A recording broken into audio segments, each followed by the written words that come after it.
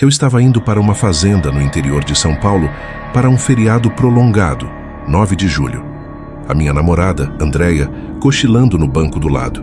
Eu abri a janela para a brisa fria me deixar alerta.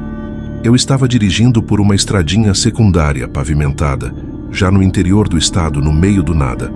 Só tinha uma floresta densa na minha direita e um descampado enorme com alguns aglomerados de árvore aqui e ali na minha esquerda. Não havia casa nenhuma, nem iluminação na estrada. As únicas luzes eram a do meu farol e a luz fraca da lua. Eu queria ter saído bem cedinho na manhã de sexta, mas o pessoal do trabalho da DEA precisou dela no último minuto, então acabamos saindo lá pelas 8 horas da noite. Como eu queria aproveitar ao máximo o feriado, não quis esperar para sair no dia seguinte e perder parte do sábado no carro. Então lá estava eu, acho que era lá pelas 10 da noite.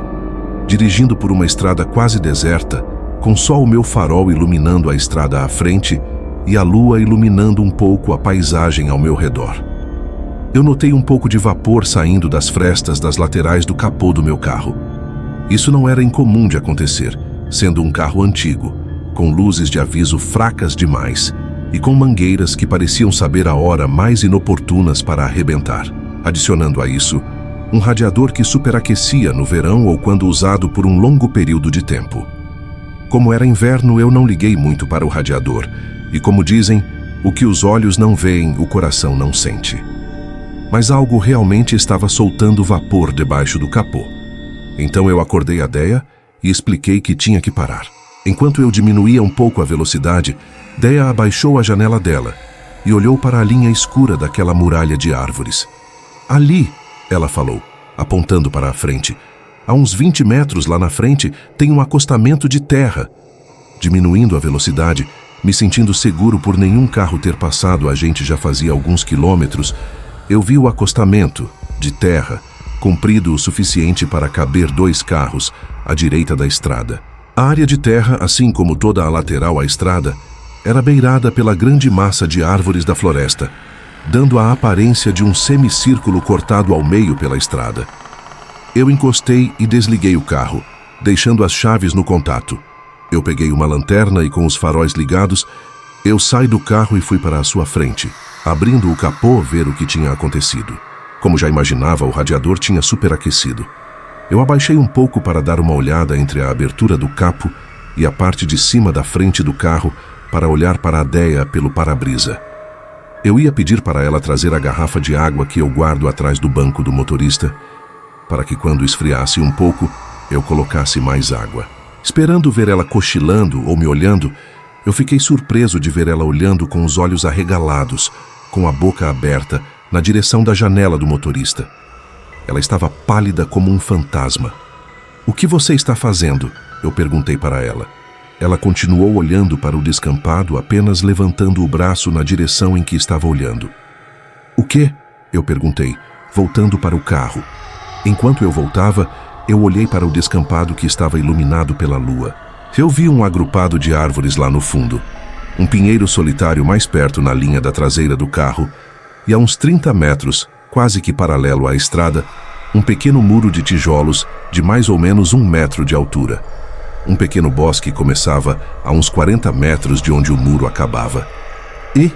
eu falei, "provavelmente parte de uma casa antiga ou de um muro. O que tem de mais a parede?"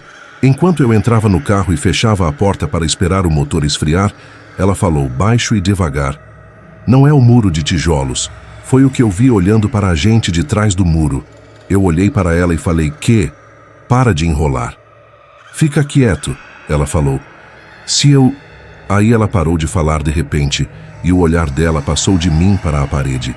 Eu virei para olhar para o muro.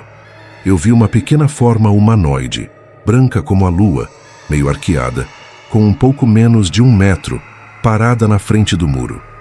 A única coisa que dava para ver no seu rosto eram 2 pontos negros que pareciam ser os olhos. Deu 2 passos na nossa direção, com os seus braços finos arqueados. Eu gritei. Se você estivesse lá, também iria gritar, e tentei acender a lanterna. Eu sabia que a bateria estava fraca e tinha que dar uma chacoalhada e empurrar o botão devagar para ligar. Mas no meu desespero, a minha chacoalhada deixou a tampa solta e quando eu empurrei o botão de ligar com tudo, as baterias saíram voando. Como as baterias agora estavam rodando pelo chão do carro, eu resolvi deixar a lanterna de lado. Eu olhei para cima, vi o capo aberto e congelei. Ele está indo embora, Dea falou. Eu olhei para o campo de novo, bem a tempo de ver aquela coisa correndo pela borda do muro para trás dele. Enquanto Dea fechava a janela dela, eu disse que ia fechar o capô. Dane-se a água. Se o radiador não pifasse de vez, nós pararíamos mais adiante para colocar água. Me dá a garrafa, eu ponho um pouco no reservatório e fecho o capô. Você liga o carro, Dea falou. Enquanto ela saía e ia para a frente do carro, eu virei a chave. O motor resmungou tentando ligar. Eu olhei pela abertura do capô para a Dea colocando a água, e então para o muro, e de novo para ela. Quando ela fechou o capô, eu olhei para o muro para ver a pequena cabeça branca daquela coisa nos espiando por sobre o muro. Entra no carro! Eu gritei enquanto as pequenas mãos da criatura seguravam o topo do muro, e ela pulou sobre ele, apresando nos seus pés, correndo na nossa direção. Dea pulou no banco do passageiro, trancando a sua porta. Ela não estava mais com a garrafa, que ainda devia estar pela metade de água, mas diante das circunstâncias, eu não estava muito preocupado com isso. Eu virei a chave e nada do carro pegar. Ai meu Deus, Dea murmurou. Eu não queria olhar. Eu virei a chave de novo, e de novo nada do carro pegar.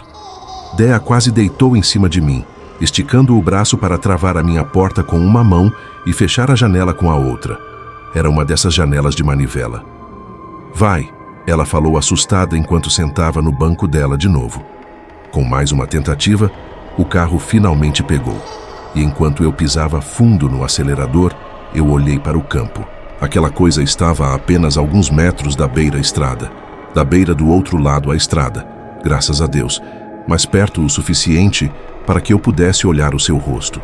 Onde deveria haver olhos, tinha apenas 2 buracos negros, e a sua boca estava aberta agora, escancaradamente aberta, e estava cheia de pequenos dentes pontudos. A sua pele ou superfície parecia estar toda chacoalhando enquanto ela corria para o carro. Enquanto nós íamos a toda pela estrada, eu olhei para o espelho retrovisor para ver aquilo. Já lá atrás, virando para o outro lado e seguindo a estrada. Eu olhei a estrada à frente. Então, Dea soltou um grito. Ela estava virada para trás, olhando para aquilo também. Mas agora ela estava sentada direito, com a sua cabeça entre as mãos. Eu mexi no espelho para frente e para trás, procurando aquilo, mas eu só vi a estrada. Aquela coisa já tinha ido embora. Nós dirigimos mais uns 20 minutos ou mais com o carro, assoltando vapor uma boa parte do tempo.